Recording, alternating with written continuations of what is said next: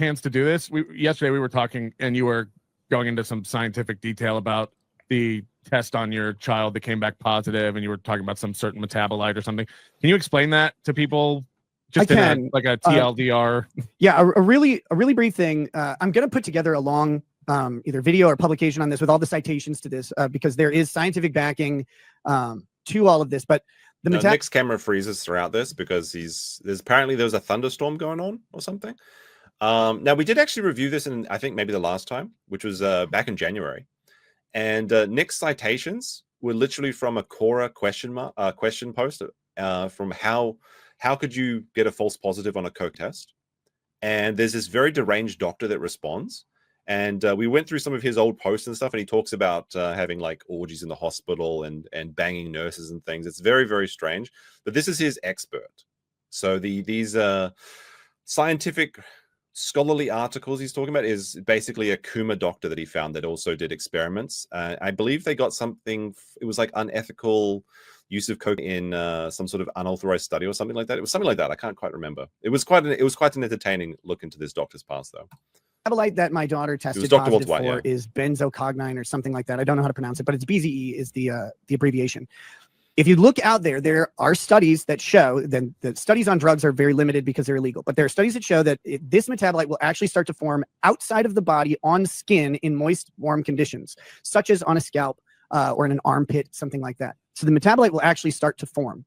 The next part of this is that when there's an external contaminant, when they get a sample, a hair sample, they wash to remove external contaminants. There's another study out there that has shown that wash has the potential to actually force two specific substances, which are coke and benzocognine, into the hair follicle as if it came out, or into the hair as if it came out of the follicle naturally.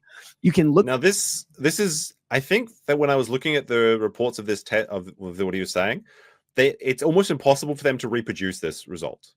This sounds like pure coke to me, that it's just like, it's like he's marinating a chicken, and it's like the osmosis of the coke and the metabolites being sucked into the hair, even though the hair washing process is designed to get rid of the contaminant. I don't think I believe this. And this test is incredibly dubious. These they have been shown, and this is calling into question the methodology of washing, because no one actually asks. Law enforcement does not want to make this accurate. Someone who's not on coke at all, you could literally put coke on the hair, and in the washing process, it would infuse the hair with coke. That would seem to like discount all hair follicle tests for coke. If you could just frame someone like that. No one uses hair follicle testing for coke in like the private sector. They don't use hair follicle testing. Who cares if it's we're not talking about the private sector, we're talking about the public sector, specifically law enforcement. And if these tests are not used by them, why are they doing it on the kids and everyone? Like, it doesn't make any sense. I'm sorry, this just does not make sense at all. For use, because mere exposure can show all sorts of it shows exposure, it doesn't show use at all. So I've got a bit of background in terms of like building algorithms and things and skewing them towards certain yeah, so this New Zealand guy, he's the mastermind behind the AI that talks in children's voices, and so that people can send in super chats and pretend that they're Aaron's daughter saying sexualized things. That's the background and algorithms that he has. Just for your context, little New Zealand guy. I've got some background in the algorithms. I got my PhD in Timaru, and been working on that. Big supporter of the show. Thank you, Mr. Melton. So, for example, if you've got like this algorithm or a process that's going to go into the medical field, there's nothing that's going to be 100% that gives you a 100% result. So you have a choice when you're designing this to either skew towards a false positive or a false negative. Usually, if it's a non-invasive test, they will skew those towards false positives anyway, just to rule out anyone that absolutely doesn't have it. And then that if you test positive on that qualifies you to the next step, which is your actual test. It's like blowing into your blood alcohol level. Now, of course, there aren't most. I don't think there's any test that's 100%, obviously, and some are more accurate than others.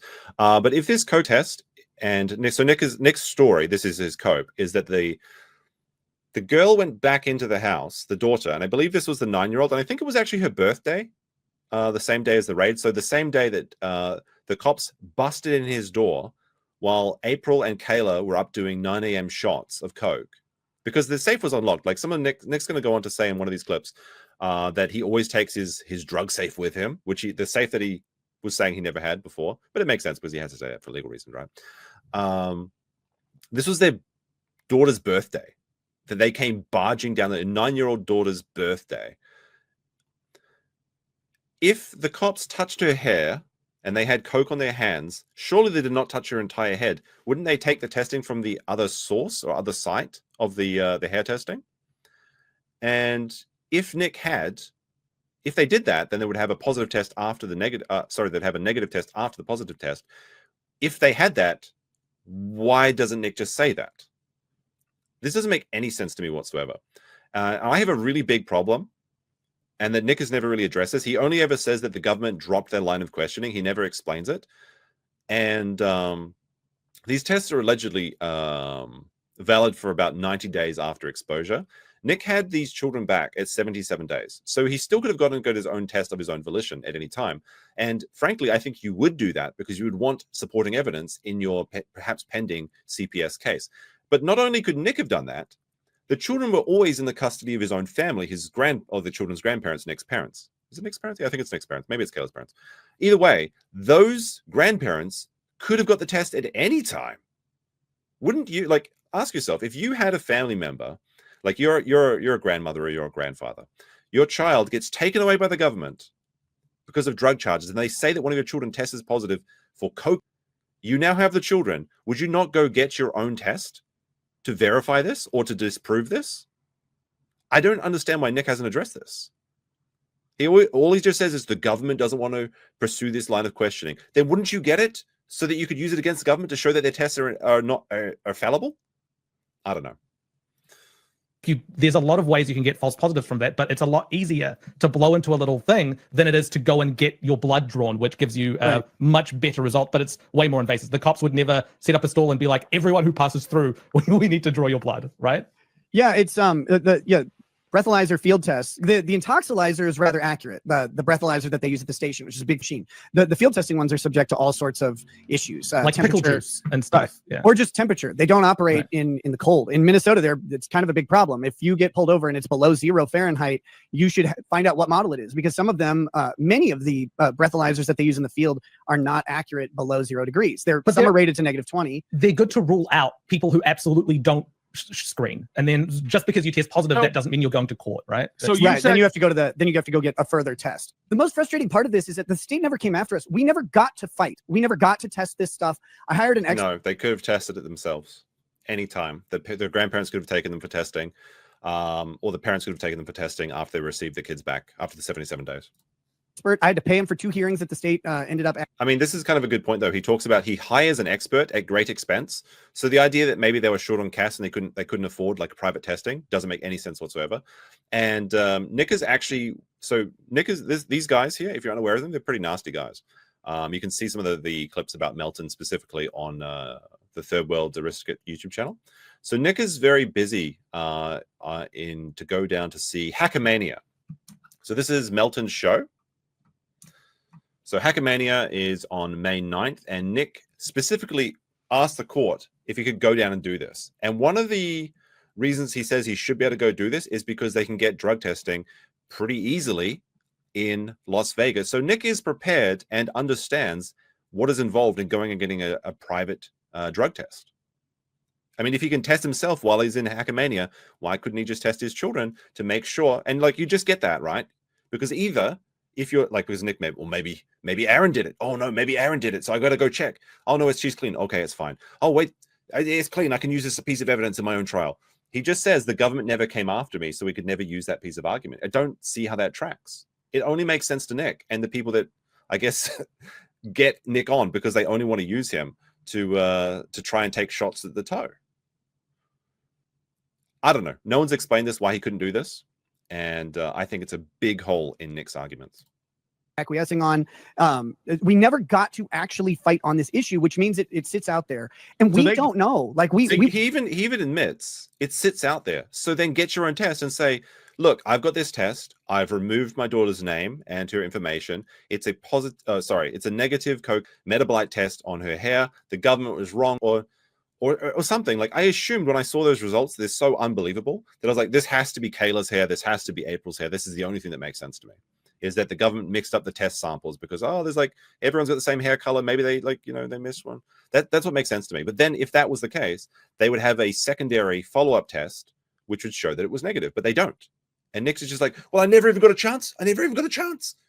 No, you do have a chance. You have a chance, right? You could do it right now, actually. Be less valid, of course, since it's been so long. But you could still do it. And then you could still hold that up and say, look, I have a clean test for my child. And then Nick will say, well, these tests are so inaccurate. However, he got tested like what? Hundreds of times over the last 9 months, right? He's been tested, well, maybe not. No, it would have been hundreds of times, yeah. Because it's been like almost, well, let's see, according to my audit report, the Coke stream happened 289 days ago. So we should have at least 100 tests. All of his tests came back negative. So all of the tests that test him are 100%. There's no failure rate. Any test Nick said this, not me. Nick said that these tests have a 1 in 5 failure rate. So on his kids, obviously it's 1 in 5. And, lo and behold, he has 5 children. Fancy that. But whenever he's taking the tests, no possible way this could happen. No possible way. He didn't even have a pickle juice or anything that day. Oh, my goodness. They just said we take it all back and gave your kids back. Is that what happened? Or yeah, they investigated us for months. They observed us with our kids. We had supervised visitation, then we had unsupervised visitation, but they would check in at any time.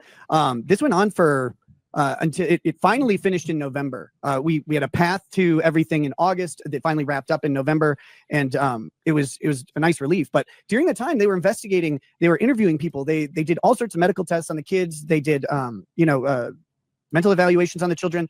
They talked to their teachers. They talked to their the people at church. They tried to find any evidence that they could that these kids are mistreated. They couldn't corroborate anything. The whole hungry thing. Our house has more food in it than most people will buy in a year at any given moment, because the nanny did the shopping. Doesn't help if you don't feed them though. Like I did. And you're a doomsday prepper. There's always food in our house, and all of our kids can cook. Like if there was something happened to us, our kids could actually live for quite a while. Hold on. If your kids can cook, how come Aaron had to microwave them SpaghettiOs? He didn't have to microwave her SpaghettiOs. All he had to do was open the can. Yeah. Because she was 8 and she had trouble with the little pop tab. So she can cook it herself, but she can't because it's just the can. No, that means she can't cook for herself. If she can't open the can, she can't cook her own SpaghettiOs. And the fact that Aaron had to do that for her is embarrassing. So the kids can't feed themselves, obviously, because they went and got a help from an adult. Leverage. He's so regardless funny. of all of it, the thing that seems wild to me is that this was all leaked. This wasn't a public document about the Coke positive test, right? And so you'll never be able to defend it. But the thing, unless you went and got your own clean Coke test that you could post, why didn't you do that? Why didn't your parents do that? You could have told them, because they had visitation. They just say, look, this is really this is outrageous. There's no way this could be true. All I want you to do is go to the private.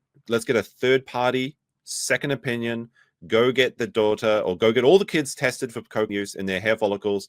We'll get 5 clean tests, and then I can show this to everybody. I can show this to the government. I can show this to my friends. I can show this to my family, and I can show it to the internet if I so choose. Clean tests for all the kids. He doesn't have that. Why not? It's obviously not prohibitively expensive, because he's willing to do it himself so that he can go watch these guys in Las Vegas next 2 months from now. To me, that indicates something's up with it is that the authorities basically had a positive test for coke, all these issues of neglect, yet they let the children go back into that environment. So what that tells me is if what is on there was credible or really cited a problem for them, then they pretty much had you dead to rights and could take the kids away if that was safer for them. They did take the kids away for 77 days. The reality, this is going to be a sad reality, but even though CPS does take kids away from a lot of people, those kids often go back into the homes of abusers and drug addicts and irresponsible parents. It happens all the time. People talk, when you hear the name CPS, most people associate it with assholes and failures. Okay? So when people say well, obviously they found nothing because we got the kids back. Literal meth addicts say the same thing. I don't know why anyone buys that argument. It's not convincing. If anything, it's a nothing, but it's also just not very reliable. But they didn't. They should have, if that was true. Yeah. Like if I knew someone was giving coke to a child, I would advocate immediately for that person to be removed and maybe killed. Like it's horrifying to me that people actually think that happened, because it's so crazy. One, why would you waste coke on a child? Like, it doesn't make any sense. Like, just think about it from the. Well, Melton could probably be thinking of a few reasons that makes probably. Never mind. Addict mentality if you have to. So, but I do real quick. I do actually have footage of 2 officers who had just come into contact with coke, touching that child's hair. That's on the body cam footage. It's not nefarious. It's not a conspiracy. It was a perfectly natural reaction. My daughter was about to leave with her grandparents. We had already been arrested and removed from the scene. None of us knew that this happened until we were able to review the body cam footage. But maybe we see the body cam footage. You can edit out the faces. You can edit out. You just need to crop the image and show a picture of a gloved hand on top of a child's, head. You can remove everything else except the gloves on the hair. I mean, maybe he's busy at work making a big PowerPoint presentation about it. Who could say? That my daughter was about to leave with her grandparents and she had forgotten her iPad inside, so she ran inside the house.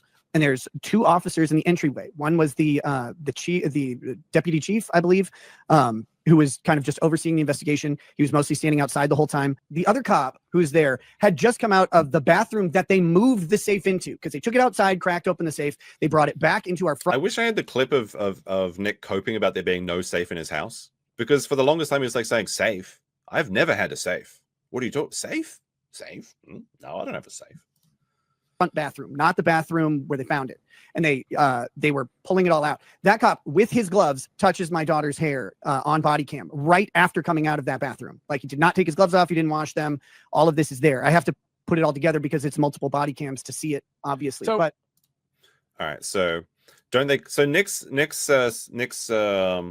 scientific expert that he paid, I guess, thousands of dollars to represent him, but never actually used the testimony because he never had the chance to, claims that moisture, like sweat or warm water, breaks down cocaine powder into the specific metabolite that was tested for, or that came back positive, and that the process of the warm hair and I guess transmutation from regular cocaine into these metabolites that the body usually produces, also at the same time infuses the hair. It sucks it in like you're marinating a chicken, right? Like the osmosis would be, I guess, the process. That's what Nick's claiming. However, this is very difficult to reproduce in the lab, if not impossible. And it's just the words of one very peculiar doctor from what we've seen.